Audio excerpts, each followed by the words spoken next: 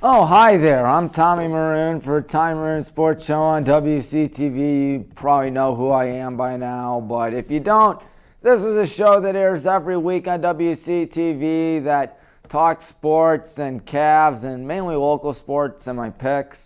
Speaking of which, that's what we're going to do today, Cavs and Tommy's picks, recap plus Tommy's picks this season finale. Plus a little look into the, the D1 men's tournament. And maybe the D1 women's tournament? Yeah, the D1 women's tournament because we can. First things first, the Cleveland Cavaliers. Looking at what they've done, Donovan Mitchell, 27.7 points per game, 4.1 rebounds per game, and 4.7 assists per game. Darius Garland, 22 points per game, 2.7 rebounds per game. And Mr. Garland leads the entire Cavaliers team with 7.9 assists per game. Evan Mobley, 16 points per game, 8.9 rebounds per game, and 2.7 assists per game, while Jarrett Allen, 14.4 points per game, 9.8 rebounds per game, and 1.7 assists per game. All right, time for the game recaps. Including the game right there that you're looking at right now, the Cavs and the Celtics. Guess who won it? The Cavs, of course. Epic win. Epic win. My goodness, 118 to 114 in overtime. Mitchell had 40 points, 11 rebounds. And Evan Mobley with 25 points and 17 rebounds, while Darius Garland had 17 points and 12 assists. Jaylen Brown, 32 points and 13 rebounds and 9 assists. He was one assist short of a triple-double. Looking at what else happened, Malcolm Brogdon, 24 points. And Grant Williams, late in the game in regulation, had not one, but two clutch missed free throws. Two missed free throws at the end of the game after telling, I believe, either Mitchell or Garland, I'll make them both. He proceeded to not make either. And it was absolutely hilarious, because the Cavs ultimately came back from 15 down to win the game over the always tough Boston Celtics. Cavs at Heat. Cavs won 104 to 100. Garland with 25 points. Donovan Mitchell 18 points. Mobley and Allen 15 points each. Jimmy Butler 28 points and Tyler Hero 22 points. Cavs were up by 12 at one point and had 4 more assists than Miami. And then the Cavs played the Heat once again in Miami. Both games were in Miami, may I say. And this time Cavs lost 119 and 115. Donovan Mitchell had a clinic 42 points. Isaac Okoro and Karis LeVert 16 for each of them. Evan Mobley 12 points. Jimmy Butler 33. Tyler Hero 25. Max Strus 14 points. Cavs had a 14-point lead, and Darius Garland did not play. And then, of course, it was yesterday's game where the Cavs beat the Charlotte Hornets 114 to 108. That was always a good thing whenever those Cavaliers win the game. Let's see how many points the Cavs were trailing by at one point, if I can find it here. Oh, well. Anyways, Darius Garland, 28 points, 6 rebounds, 6 assists. Donovan Mitchell, 23 points, 3 rebounds, 3 assists. And Terry Rozier, 27 points. In fact, every starter for the Hornets had double-digit points. Can't say the same thing about the Cavs because Lamar Stevens had 9 and Isaac Okoro had 5. But yeah, the Cavs were down by 10 after the first quarter, which is never a good thing, but fortunately for Cleveland, they came back and won it, outscoring the Hornets 33-19 in the fourth quarter. And that means the Cavs sit 6.5 games back of the Milwaukee Bucks as the top seed. There's the missed free throws, which were absolutely hilarious to watch. But yeah, 6.5 games out of Milwaukee for the top seed. Looks like the coast is clear for the Cavs. Looks like there won't be a major choke job like last year. Knock on wood, hopefully. But yeah, the Cavs, that was not wood. I knocked on the wood below me. And yeah, that I'm sitting on, I should say, the one down here. Because the 4 is wood all around me. But yeah, Tommy's picks recap. First things first, high school girls basketball state championships.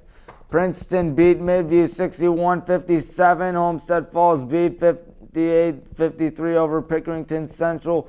Princeton, I believe, won the state championship. And then Purcell Marion, who I also believe won a state championship. They won 61-47 first.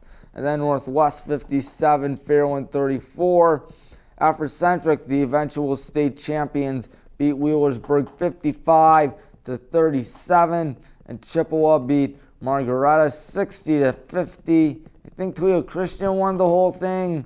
But yeah, 57-29 win over New Middletown Springfield. Plus, Tri-Village beating Highland 51-34. And then you had the Northeast Ohio Regional semifinal games. Oh my goodness, low scoring. Very, very, very low scoring. Garfield Heights beat St. Ignatius 38-37. And then Hoban upset St. Ed's 44-40. And Walsh in overtime beat Stowe 63-61. And then Buckdale against Cheney. Buckdale won that one 62-56. Gilmore Academy beat Glenville 64-56. I believe that one was also in overtime. And Lutheran West beat Sandusky 71-55. In Division 3, Cuyahoga Heights 58, Beechwood 33, Lutheran East 61, Lake Catholic 36, and Wayne Trace 34, Cleveland Central Catholic 29. And then Division 4, Dalton beat Colonel Crawford 51-46, and Richmond Heights doing Richmond Heights things, which is a huge mammoth win over the Cornerstone Christian High School, 93-52. But yeah, low scoring. This is a huge, Northeast Ohio Zone Sports on Twitter said that there's a big announcement coming after the state championships next weekend, and said that this will be a game changer for high school sports in Northeast Ohio. I don't know if he's referring to high school basketball only or high school sports in general. But there's probably going to be a shot clock installed maybe. At least I'd think there would be a shot clock installed, because we've heard the pleads and lobbying for a shot clock. We'll see if it happens. Now time for Tiny's Pick season finale. Not the series finale, of course, but rather the season finale. Division 1. Hoban against St. John's Jesuit. All the games are at Dayton, by the way. Yes, Dayton. I got Hoban winning that one. And then Centerville against Pickerington Central, picking Pickerington Central. Division 2, Buckdale against Bishop Ready. Got Buckdale winning it. And then Lutheran West against Julienne, picking Lutheran West. Division 3, Lutheran East will beat Harvest Prep, and Africentric will beat Ottawa Glandorf. And then in Division 4, that should be pretty easy. Richmond Heights will take down Russia with ease, and then Crestview will beat Highland, and then, of course, Richmond Heights will win the whole thing, because, as we all know, Richmond Heights has been very dominant this season.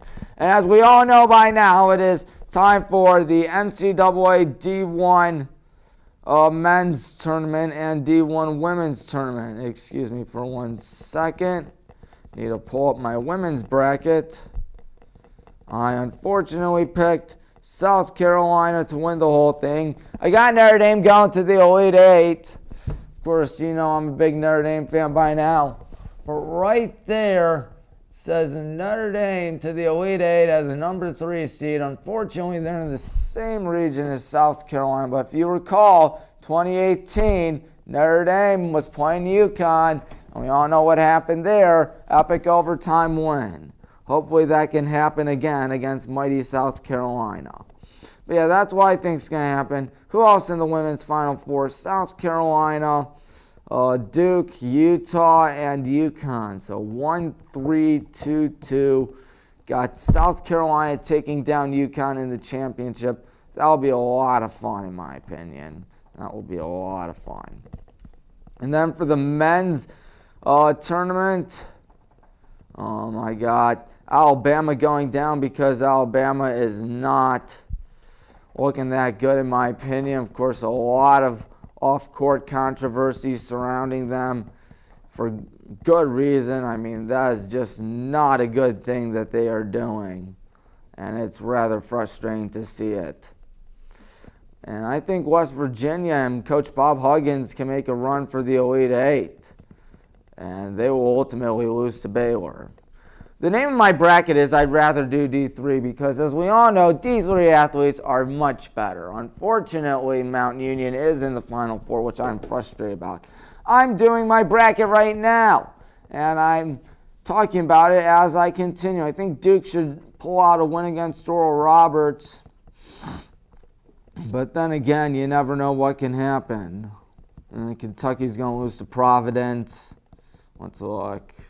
Tennessee, Purdue, and then Marquette, and then Purdue. I really think that the East region, there won't be too many upsets. And then looking at this, Houston, I think they got a good shot at making a decent run out there. Why not Mississippi State or Pitt winning the first game, because why not? And then, of course, you'll see, why not Drake beating Miami, because we all know that that should be good. And then Houston in the Final Four as well. Going to try to back it up here. Sorry if I'm sounding a little awkward right now. I'm improvising this right now, so there is that. And Dale likes Iona's shot at beating UConn. Of course, there is, of course, what do you call it?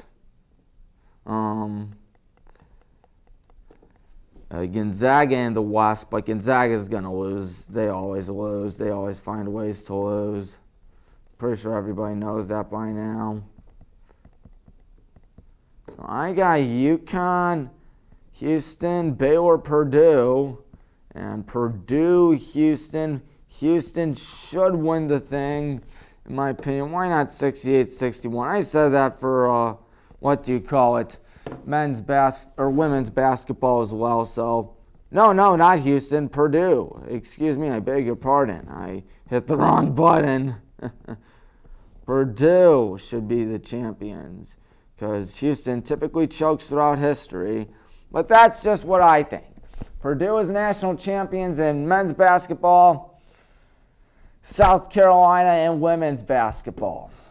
Well, folks, that's all the time we have left on Tommy Maroon Sports Show. Maybe we'll talk about the crazy NCAA D1 men's tournament, the NCAA D1 women's tournament, because that's going to be a lot of fun. But until then, I'm Tommy Maroon here signing off. So long, everybody.